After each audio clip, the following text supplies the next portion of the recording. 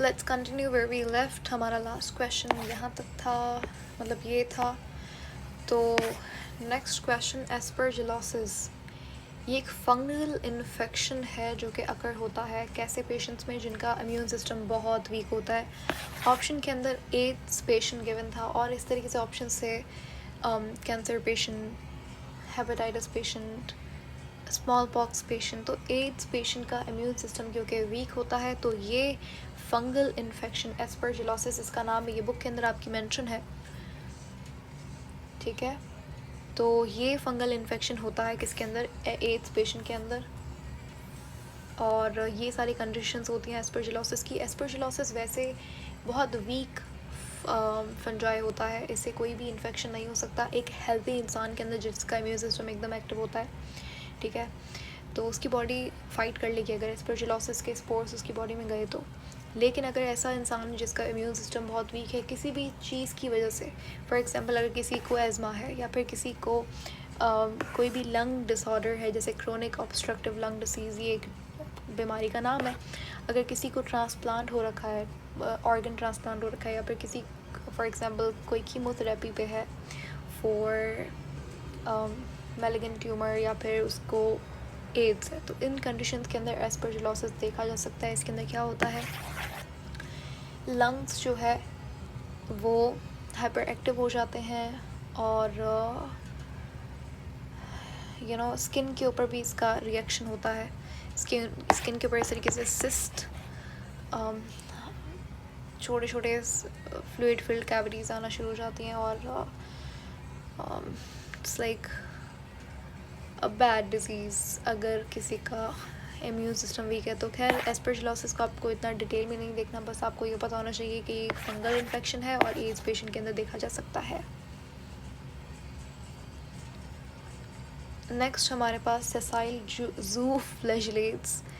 अच्छा, सेसाइल जू फ्लैजिलेट्स हमारे पास एक ग्रुप ऑफ एनिमल्स है और ये वो जू का मतलब एनिमल और फ्लैजिलेट्स जिसके पास फ्लैजिला हो जो मूव कर सकता हो। सारे जू फ्लैजिलेट्स मूव कर सकते हैं। अब इन्होंने पूछा है सेसाइल कौन सा, कुछ ऑप्शन से हमारे पास गिवन थे, जू फ्लैजिलेट्स के नाम थे। तो देखो हमारे पास जू फ्लैजिलेट्स तो वैसे सारे ही मोटाइल होते हैं, लेकिन एक कैटेगरी है इनके अंदर जिसको बोला जाता है कोएनोफ्लैजिलेट्स। ये इनमें से कुछ ऐसे हैं जो सेसाइल होते हैं, यानी कि उनका जो फ्लैजिला होता है वो रेडिमेंट्री होता तो है बट वो काम नहीं लेते उस फ्लैजिला से, फंक्शनल फ्लैजिला नहीं होता वो, ठीक है। लेकिन असल में जू फ्लैजिलेट्स ऑलमोस्ट सारे के सारे मोटाइल होते हैं, इनके पास सबके पास फ्लैजिला तो होता है, लेकिन कुछ ऐसे हैं, इसके अंदर भी कुछ ऐसे हैं जो कि सेसाइल होते हैं, कोएनोफ्लैजिलेट्स, ठीक है। नेक्स्ट हमारे पास कौन सा ऐसा ऑर्गेनिज्म है जिसके पास कॉन्ट्रैक्टाइल वैक्यूल होता है, आंसर था यहाँ पे प्रोटोजोआ।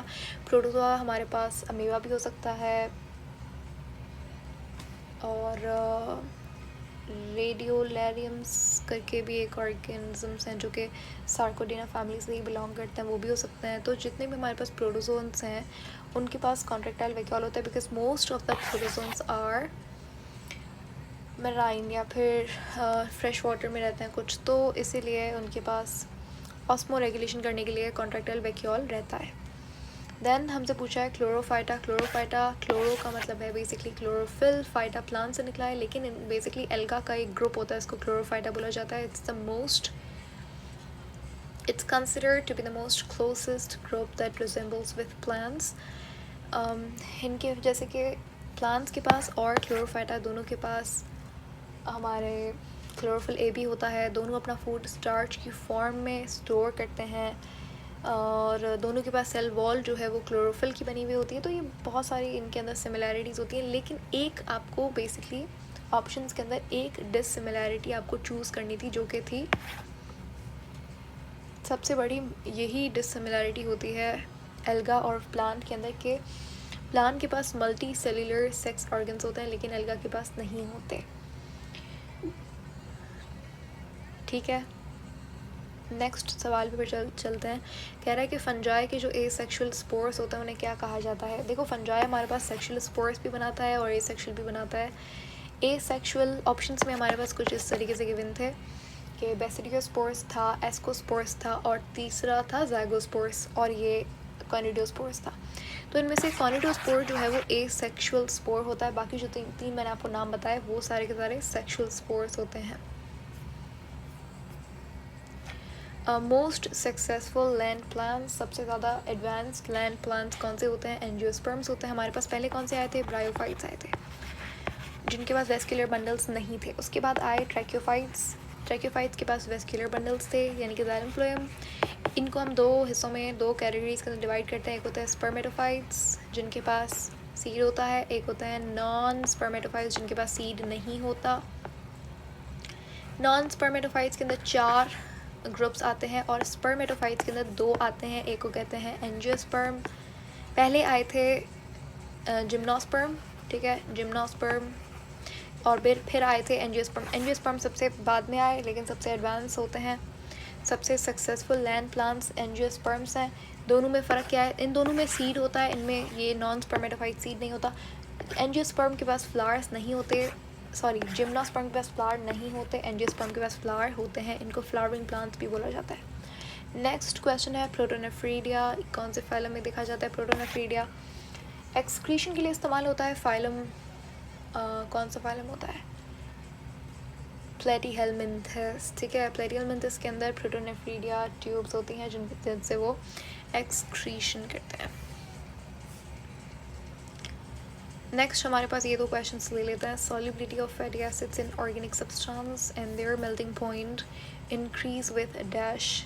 कह रहा है कि फैटी एसिड क्या होते हैं?